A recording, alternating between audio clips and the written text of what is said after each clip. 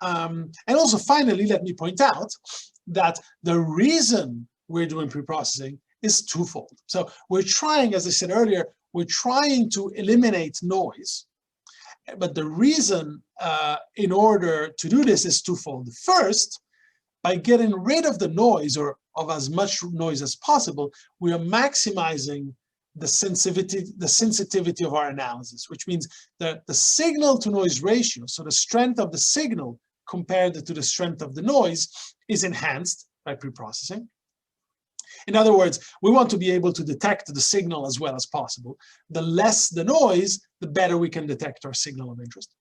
And second, although it will sound esoteric for now, because we will discuss this a couple of weeks from now, it also helps ensure the validity of the statistical model that we will use for the data analysis.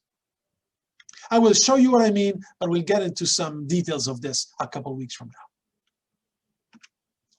Let me explain what I mean by increasing the signal-to-noise ratio.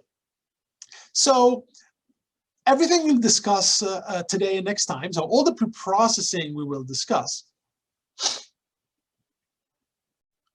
So let's talk about what does it mean to increase the signal-to-noise ratio.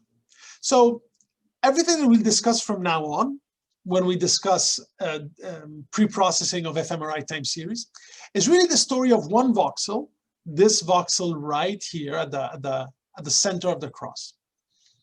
And it's the story of the time series of this voxel throughout an experiment that I did many years ago. Now, the experiment, from a psychological point of view, was a block design, as you can see here. And it had an alternation of 16 seconds of baseline, which was simply looking at scrambled images, and 16 seconds of looking at pictures of faces. And then again, it would be 16 seconds of scrambled images, 16 seconds of faces, so on and so forth. And so we can look at the time series of this voxel right here, which is portrayed right here. And the whole aim of the analysis is to look at this time series and tell, does the time series, does the bold signal inside this voxel go up and down together with the onset and offset of my psychological task. So the ultimate aim is to look at each voxel in the brain and tell which voxels go up and down together with my task and which do not. Now, let me ask you this. So under these circumstances, what is the signal? When I say signal-to-noise ratio, what do I mean by signal? Well, simply, I mean any changes in this time series that I can explain. What can I explain? Well, I can explain these big differences between off or baseline, task, baseline, task. So any systematic oscillation between the average baseline and the average value during the task, that is signal. The change between looking at scrambled images and looking at pictures of faces. Right? The average change between these two conditions, that's my signal. That is variance in the time series that I can explain. I can say, oh, see that change, that up and down? Well, that's because of my task. That's signal. So what is noise?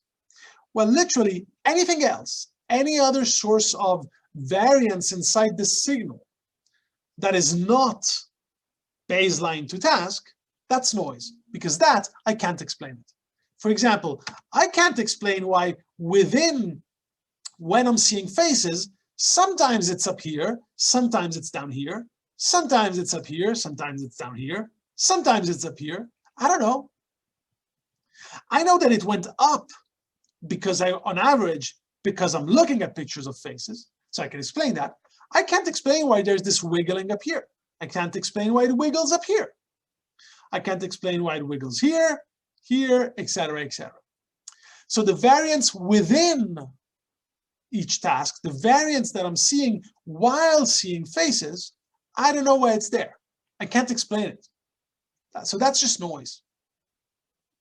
Similarly, the variance while I'm seeing scrambled pictures, so for example, why sometimes during scrambled pictures it's down here, why other times it's up here or up there, then again down, then kind of there, then up. I don't know. I don't know why there's all this wiggling while I'm seeing pictures of scrambled images. I have no idea. That I can't explain it. So what is the signal to noise ratio?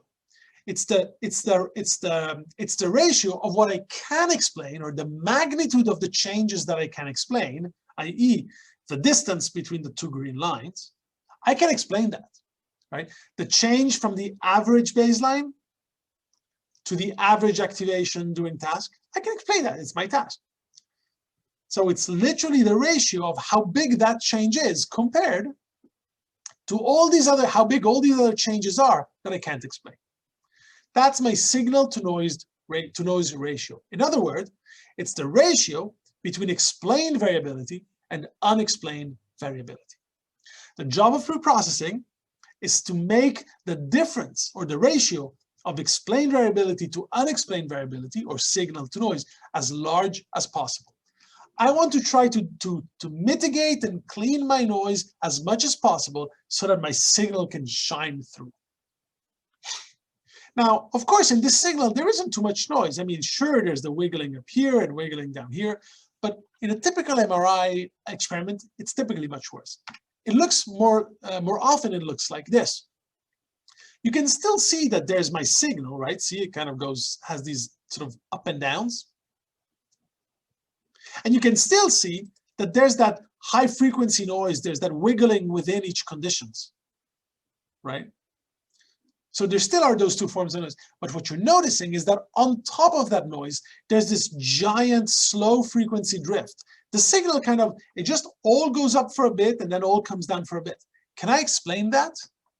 I have no idea, or at least my design, this 16 seconds of scrambled images, 16 seconds of phases, doesn't have anything to explain why on earth the signal would be rising overall to then go down.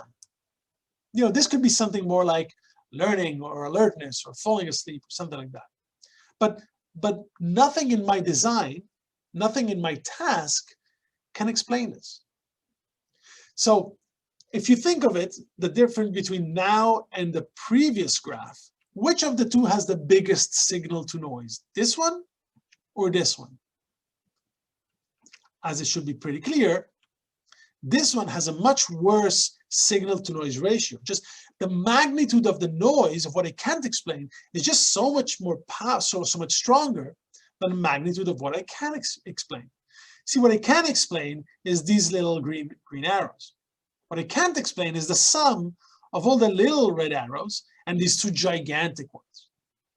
So under these circumstances, the signal to noise ratio is pretty bad. So the job of preprocessing is to take something this bad and to turn it into something better. Or rather, it's to take things that I can't explain and either try to fix them or try to find out why they're happening and explain them. All right? These are the two main strategies that we are going to use. So preprocessing is a set of filters that we apply to the data to try to get rid of stuff that we know is unrelated to our task. This big slow drift that goes up and down, I have no idea what it is, and honestly, I can't explain it. It's definitely not my task. It's not my 16 seconds on and 16 seconds off that is doing this. So I want to try to find ways to get rid of it so that my signal, however small it might be, can shine through. So preprocessing is a series of steps meant to go from something like this to something more like this, where the signal is much clearer and shines through. Now, the second reason we do preprocessing is in order to ensure the validity of the statistical model. See, once we're done with preprocessing, what we're going to do is we're going to take every single voxel, we're going to take the time series of values of strength of the bolt signal in that voxel, and we're going to use a statistical technique known as a regression in order to tell whether the bolt signal in that voxel correlated with the onset and offset with our task. In other words, does the value inside this voxel vary, go up and down together with our task? Now we're going to do that using a type of regression known as a general linear model.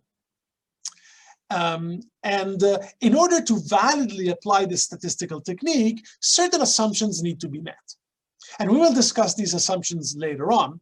Suffice it to say that some of the steps of preprocessing are done in order to ensure that our data can meet those hypotheses, and therefore that we can validly apply this particular statistical approach.